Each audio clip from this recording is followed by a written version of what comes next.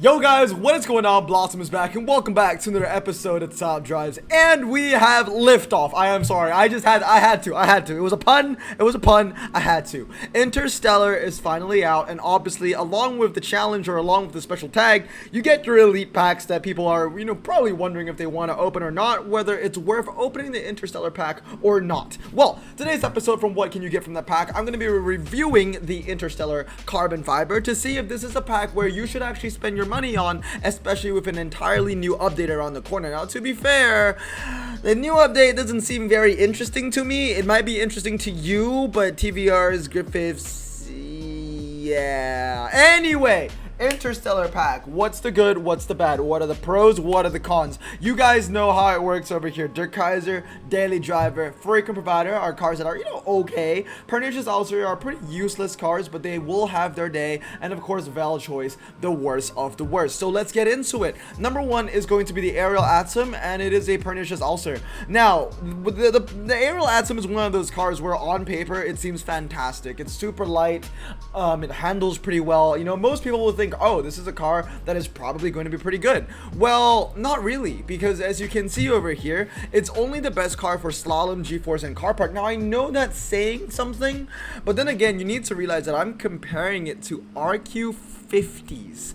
That's a 5 RQ difference. Look, if they were all RQ50s, or if they were 50 or 51, if they were in the same table, then yes, I would say that the Aerial Atom is a pretty good car. But if the Aerial Atom is going to talk the talk and be 5 RQ more than the Elise and the EV, you gotta prove it to me, man. You gotta show me that you are actually here and you can, actually provide me some value. Yes, it's better than the car park. Yes, it's better than G-force. Yes, it's better than slalom. But here's the thing. If it's already competitive against cars that are lower in RQ, what does it make it when it competes to cars within its RQ, like the Desire? So, for the Aerial Atom A1, I don't think it's very, very useful. I'm gonna put it in Pernicious Ulcer. It's a car that I barely ever use. Alright, next up is the Challenger Concept, also Pernicious Ulcer.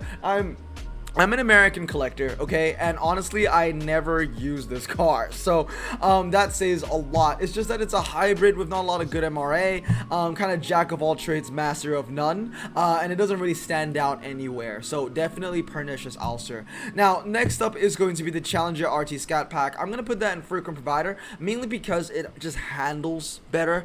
At least it gets over 90 handling. That being said, it's a car that you're probably not going to use very often, alongside the Challenger 392. Both of these Challengers are very similar in a sense where they're jack of all trades, but they bring more value to the table, in my opinion, compared to the Challenger Concept. So let's look at the Challenger 392, for example, okay? So as you can see, when it comes to the twisty stuff, the car is basically useless. It's not bad on a hairpin, but it is going to pale in comparison to the Chevrolet Camaro SS. Now, as you can see, I'm basically comparing a bunch of hybrid cars together. I'm not putting any drag specialists, any twisty specialists, none of that. Just cars that I believe to be hybrids, right? And it's very interesting to see that the best car for the slalom actually goes to the Roof RGT. I did not know that. That doesn't mean that the Roof RGT is a good car, just that out of the hybrids, it's just the option to go for the slalom.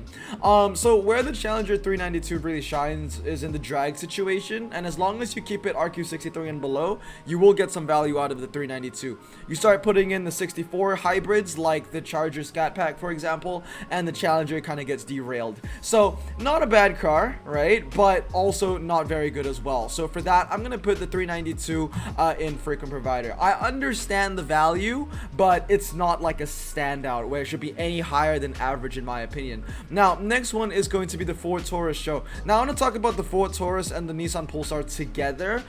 So once again, we have this niche of like 4-wheel drive, performance tire, medium ground clearance, and to be fair, the Ford Taurus show isn't very good. It's strong on the hairpin and it's okay on the drags. As you can see, it pales in comparison to the AMG, but if you take the AMG out, which is 2 RQ higher, then the Ford Taurus show isn't a bad car, to be fair. That being said, I feel like its strongest track set would probably be Ocean City Streets against cars within its RQ, namely the Escort, the Integrale, and the Imprezas. But none of the Ocean City Street times are actually in Top Drive's records, but it's safe to assume that the Ford Taurus show would be strongest on the Ocean City Streets, mainly because of that lowest 0 to 60 and the relatively competitive top speed within that niche, okay? Now we also want to have a look at the Pulsar. Pulsar is garbage. it's just it doesn't win anything. The Pulsar is garbage, and there's something to talk about the Ford at least. The Pulsar is just garbage. So I'm gonna put the Pulsar in valid choice, but the Ford Taurus show can fall under pernicious ulcer, because at the end of the day, the Ford Taurus specializes in a drag, four-wheel drive, medium ground clearance performance tires. It's too niche. It's way too niche for it to be average at that point, in my opinion. So pernicious ulcer, you go. All right, the Range Rover is making my life pretty easy. I'm gonna put you in valid choice, and I'm gonna put you in pernicious ulcer, mainly because the P250 just handles a little better. I think it got a handling cut though, if I remember. I thought it used to be 82. I'm not sure if it used to be 82, but I feel like it's just not as strong as it used to be. I don't know. All right, the next two cars I want to talk about are going to be the Lotus Europa SE and the Lotus Europa S. Now, I was pretty harsh towards the Aero Atom 1, already putting it under pernicious ulcer, mainly because I don't think it's a really good bargain of a car. Well, to be fair, if I'm going to rank the Aero Atom this low, I'm going to rank the Lotus Europas in valid choice. Honestly, those two cars are seriously useless. Check this out, yeah? RQ50 comparison on the twisty situations. You're never going to put the SE and the Europa S in a drag set. That's just dumb. I can think of the Lamborghini Miro, which is RQ50, which is gonna blitz both of these cars. Okay, so obviously twisty situation. The Europa S 2 RQ higher, the Europa SE the same RQ as the Circuit EV. It's just not even close, man. The Circuit EV is the better car everywhere. So because of that, these two cars are just so out of their depth, honestly, completely useless. Nissan Xterra off-road, pernicious ulcer, mainly because it just doesn't handle, you know, it just doesn't handle. It's also very, very heavy. Four-wheel drive off-road is always good, so it's never going to be a valid choice, but it just doesn't handle. It's a car that I don't use at all. Saturn Redline, also going to be pernicious ulcer. It's got a decent 0 to 60, but nothing really else carrying it, so I'm going to put it under pernicious ulcer. Next up is the Subaru Ascent. Now, for the Subaru Ascent, very similar to the Saturn, honestly. They have very, very similar stats. The Subaru even handles less, although it's cheaper in RQ with the same 0 to 60. You're not going to get a lot of value out of 77 handling in the off-road meta. And that's about it for the ultra rares. As you can see, not a very good showing for Interstellar so far, but hopefully the 5, yes, only 5 epics can save it. The first one is going to be the Challenger SRT10 concept, and I'm going to give that daily driver. I think it's a great bargain. You're getting 98 MRA. Fun fact, it has the highest MRA of any Dodge in the game. It's got a really good top speed to back up that MRA, and the 0 to 60, I mean, it's not good, but it could be worse. For an RQ68, I do believe that it does bring value to the table. Now, next up is the Volkswagen Phaeton, and unfortunately for the Phaeton, I'm gonna put it under pernicious ulcer. Once again, the only reason why it's not valid choice is because it has four-wheel drive and standard tires. Oops, I accidentally closed that. Should not have closed that. Reopen recently closed tab. Oh right, and now they oh yeah, because it only shows you the most recent comparison. Okay, well anyway, just take my word for it, okay? Basically what I had in that comparison was the Volkswagen Phaeton was up against the Subaru Legacy, which is 2 RQ less. Legacy beats the Phaeton everywhere. 100% win rate. I think you could have seen it in that little 1 second it was up for. But yeah, the Volkswagen Phaeton, man, just not as good as it used to be. Honestly, I don't even think it was that good in the first place. I had to max mine only because of the Peugeot HDI Fat Vinyl. Alright, next up, the Volvo C30 Polestar, and thank God, man, we finally have our first Der Kaiser, because this pack was looking pretty dry. 98 handling, 4-wheel drive, low 0 to 60, relatively lightweight car. Yes, one of the best 4-wheel drives in the game. A lot of 4-wheel drive performance tire cars can hit 88. The Polestar though, it can't. So that's the shout out over there.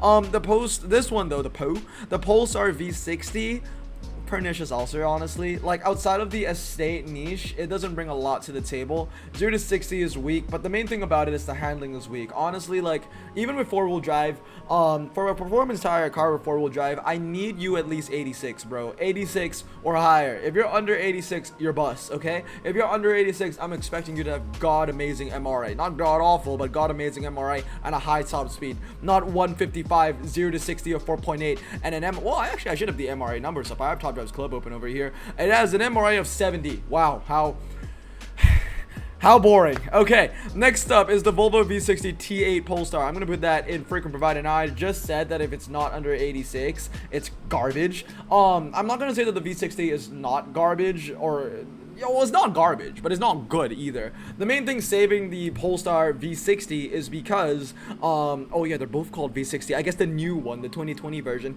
is because of that 4.4 0 to 60. Okay, it's got a very low 0 to 60. That's the only thing that's gonna save it, and slightly better handling. Doesn't make it fantastic, but definitely better than the V60. Okay, I would say that the V60 T8 Polestar from 2020 is more representative of a 76 RQ compared to the Volvo V60 Polestar from 2015 in relative terms to 71 RQ, if that makes any sense. I hope it does. Anyway, now we end off with the legendaries. Now the good thing about the legendaries is that all of their MRAs are pretty decent. The car of the weakest MRA is the Quasar, and the Quasar has 86 MRA. That being said though, it's still a relatively strong car. I'm gonna put it in daily driver. What makes it stand out is that low 0 to 60 and the light weight, 900 kilograms, but outside of the weight and the 0 to 60, the car is pretty weak. Not very good handling for a four-wheel drive at 90 RQ, a top speed of nothing basically. 86 MRI, it's not bad, but it's definitely not good, especially when you compare it to the other cars that we're going to talk about.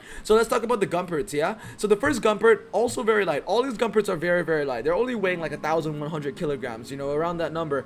And the Apollo N is going to start us off, a incredibly amazing handling car, 94, definitely Der Kaiser, and you combine that with 96 MRA and a top speed of 223. I'm just gonna go straight off the bat, dude. Every single Gumpert is Der Kaiser. They might look really ugly, but they all provide a lot of value. The Enrage, 91 MRA, a low 0 to 60, and they all handle very well. Like all of these Gumperts, they have good MRA, they all handle very well, and they all have a top speed of over 200 miles per hour, all with sub 3 seconds 0 to 60s, bar 2. Now the Gumpert Apollo Basic, 98 MRA, and still over 100 handling, very strong. And the Gumpert Apollo, 103 MRA. With a top speed of 224. So they all have very good top speeds. They all have very good MRAs. Definitely Der Kaiser. They are very decent legendaries, I would say. And then last but not least is the Peugeot Oxia. Now the Peugeot Oxia, this is an interesting one because like the Quasar, it doesn't handle, right? And this is an RQ92. It doesn't handle. The 0 to 60 is very weak. That being said though, the Oxia has a way higher top speed, 217. Now top speed is nothing if you don't have MRA, but the Oxia does not falter in those regards. The Oxia has an MRA of 112. To put that in comparison, I think that is as much MRA as a Bugatti Chiron Sport. I think for Bugatti Chiron Sport is around 115, something around that number. So yeah, the Peugeot Oxia is a beast. Okay, top speed, amazing MRA, and yeah, I guess the four-wheel drive might help it in some wet situations as well. Anyway, guys, this is going to be my assessment of the Interstellar carbon fiber pack. All in all, it's not good. Genuinely isn't worth opening in my opinion. The Gumperts are always very good. It's very reminiscent of whatchamacallit. It's very reminiscent of the Ride of the Valkyries pack, I believe. But outside of that, you know, one decent epic, and it's only good because it stands out within its RQ. As far as the RQ goes of RQ68, that really isn't an RQ a lot of players like to collect anyway, right? A lot of just garbage in this pack, a lot of filler, honestly, nothing too special. So if I were you, I'd save the gold. I wouldn't open the pack. Go for something else that you might want. Even the prize card for this challenge is garbage anyway. Wait, no, is it? Wait, we don't even know what the prize card for this challenge is. I was thinking the GT series. The GT series was for the Zenith, I think. I can't remember anymore. There's a lot going on Top Drives right now, and I need to sneeze. So before I sneeze, I'm gonna end the video. So I'm gonna stay safe, wash your hands. Let me know what you think about the video and the pack down in the comments below. Hope you guys have a great day. I'm gonna stay safe, wash your hands, and blossom out. Peace.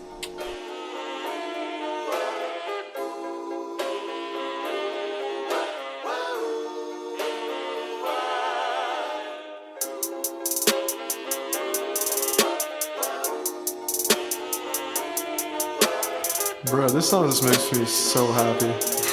Me too.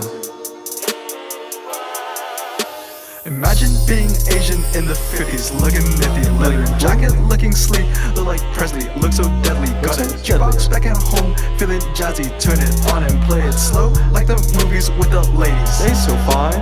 Imagine being Asian in the 50s, looking nifty, leather jacket, looking sleek, look like Presley, look so deadly. Got a jukebox back at home, feeling jazzy, turn it on and play it slow, like the movies with the ladies. They so fine.